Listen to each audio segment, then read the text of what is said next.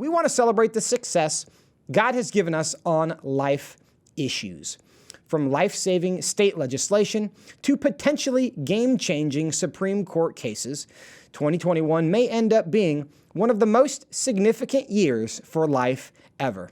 Joining me now to look back at the pro-life successes this year is FRC's Mary Szoch, and she's our director of the Center for Human Dignity.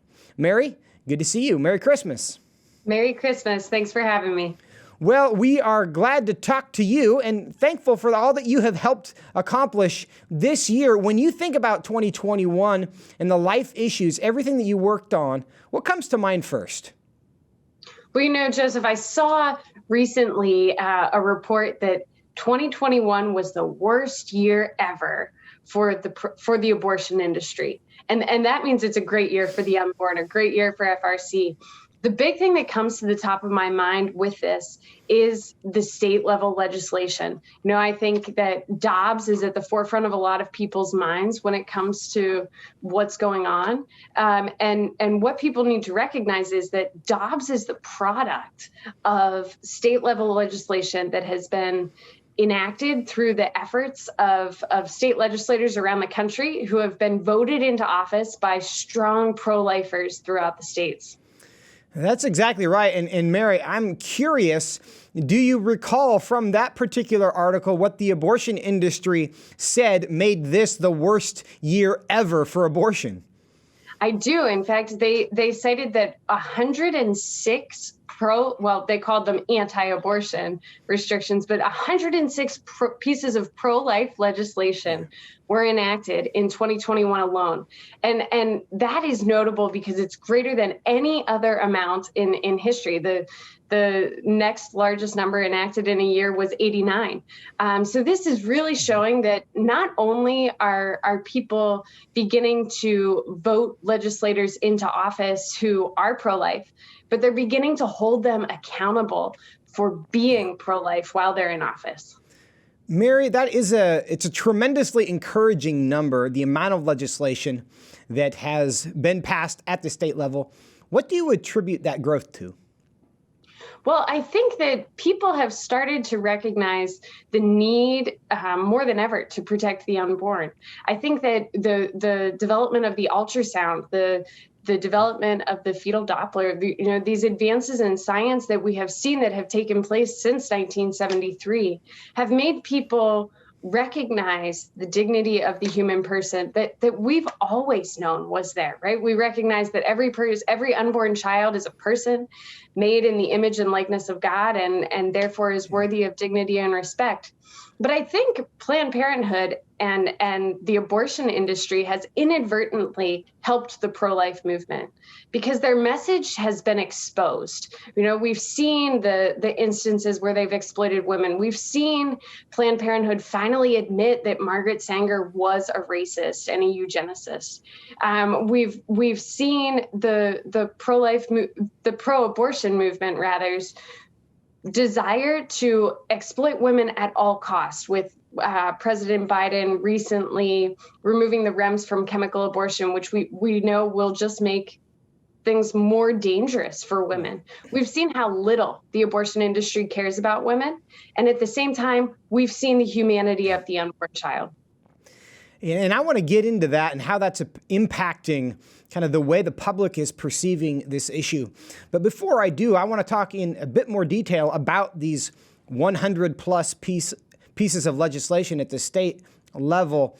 When you think about those, what are the most significant ones, the most impactful ones? Well, of course, the ones that are sort of the gold standard are those states, Alabama and Arkansas, who have recently, not both in 2021, but we got one in 2021, completely banned abortion in their states. We have in the U.S., we have several states, over 18 states, who have enacted legislation called trigger bans that if Roe is overturned, those states would completely outlaw abortion. And in fact, there's 22 total, and several of them have happened more recently. We've seen states work to outlaw discriminatory abortions called the PRENDA bans, the Prenatal Non-Discrimination Act. bans. And this legislation says you can't abort a child based on the child's race, sex, or on a prenatal diagnosis of disability. FRC had a champion for Prenda bans, Chloe Condrict. She joined us at Pray Vote Stand this year and talked about the need to defend unborn children in the womb, both unborn children with Down syndrome, as Chloe has, and unborn children who don't have any genetic abnormality. And so, we have really seen the pro-life movement working on those laws. And I want to, about those Prenda bans, I actually think those are significant bills in terms of the public's understanding of abortion. Because what they specifically do is shave off what seems like a small portion of abortions. Abortions done for disability, for race, for gender, but they do happen. And I think it's important to highlight the fact that the vast majority of abortions are not these cases of rape and incest that the abortion industry would like to have everyone believe that abortion is around for. It's just people, in many cases, just saying, we don't like these kinds of people. And I think that really strikes within each one of us a sense of that's not right. Do you think that those conversations are moving the needle in terms of the public's consciousness about this issue?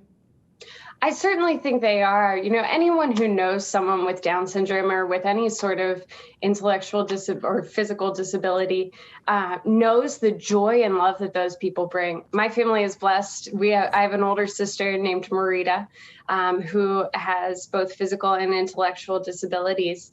And Christmas time is infinitely more special in my family because Marita's there, because she brings so much love and joy and just a true innocence with her everywhere she goes.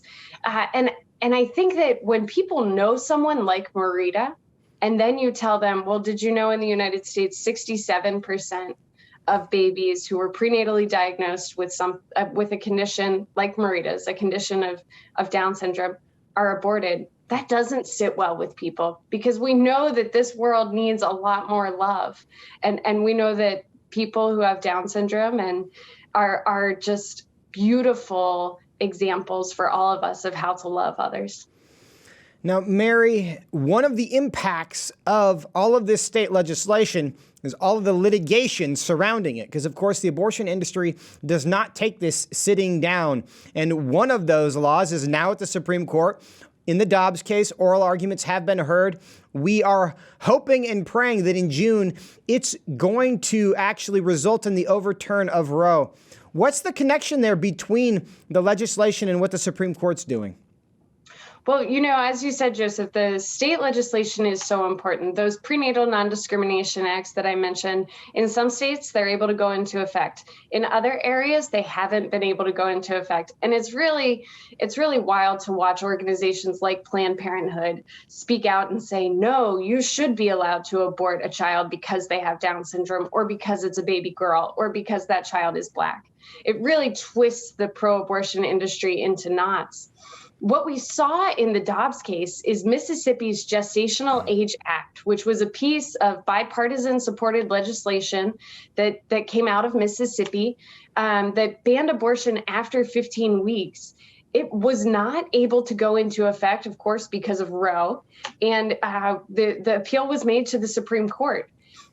There is legislation around the country that could have been the case that the Supreme Court took up. And so I do really want to commend all of our state legislators who have enacted legislation that challenges Roe, because it could have been any piece of legislation. It happened to be Mississippi's Gestational Age Act. And we're so grateful to Attorney General Lynn Finch for appealing to the Supreme Court and to Scott Stewart, who argued that case in front of the Supreme Court on December 1st.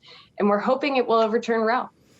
And I hope people understand that it is the activists laboring at the local level, partnering with their state legislators, laboring long into the night, persuading people to pass these pieces of state legislation that ultimately gets these things to the Supreme Court, that will ultimately, God willing, get Roe versus Wade overturned. It is a process. It is a team. Each one of us is part of that. Now, Mary, of course, the pro-life cause is not just about changing laws either at the Supreme Court or at the legislature, but tell us, how do we change hearts and minds? How's that going in America? Well, I think we haven't seen the needle move significantly on how Americans feel about abortion. We have seen that more and more Americans, when they know what Roe does, their views are not in line with that. We've seen it's about 80% of Americans disagree with the ruling in Roe that allows abortion through 40 weeks. But most Americans right now want abortion to be legal with some restrictions. And this is where we at the pro-life movement really need to continue championing the life of the unborn. You know, that child is the same from day one as Mary, he is on day one. I do have to jump in here because we are out of time. Thank you for your labor all year. Merry Christmas to you. Merry Christmas, Joseph.